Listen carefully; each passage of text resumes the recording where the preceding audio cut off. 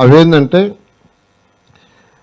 CCTV, FTTH, HVAC వీటికి 17 కోట్లు. తర్వాత home automation, additional interior works, modular furniture, retro fitting works వాటికి 33 కోట్లు.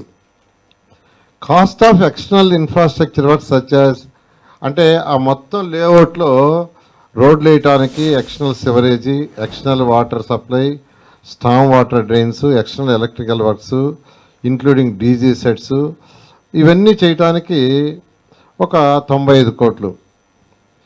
ఇవన్నీ కలిసిన మొత్తం తీసుకుని టోటల్ చేసినా కానీ అది మొత్తం 401 కోటి అయింది. 401.37 కోట్లు.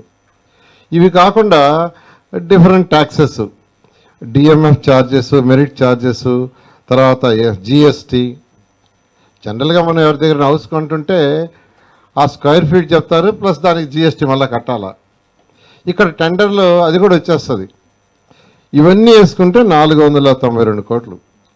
అయితే సాక్షి వాళ్ళు ఇచ్చింది ఏంటంటే 10,042.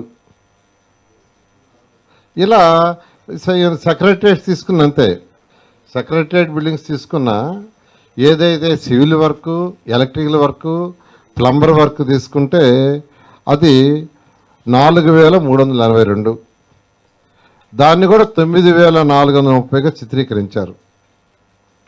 ఏరియా కూడా 5,90,761 చదరపు అడుగులైతే ఏరియా తగ్గించి 5,28,100 వేసి కాస్ట్ పెంచారు. కాబట్టి నేను అందరికీ చెప్తున్నాను, రాష్ట్ర ప్రజలందరికీ ఆ సాక్షి పత్రిక ఏ రాస్తుందో వాళ్ళకే తెలియదు.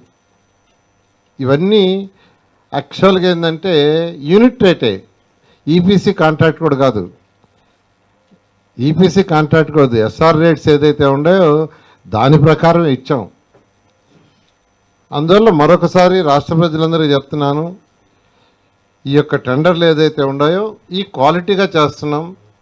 క్వాలిటీగా చేసేటప్పుడు కూడా ఎస్ఆర్ఆర్ రేట్ ఏదైతే 20 మంది చీఫ్ కమిషనర్ రేట్లు ఫైనలైజ్ చేశారు ఐటమ్ వైజు, ఆ రేట్లే టెండర్లో పెట్టాం, వేరే రేట్లు పెట్టలా.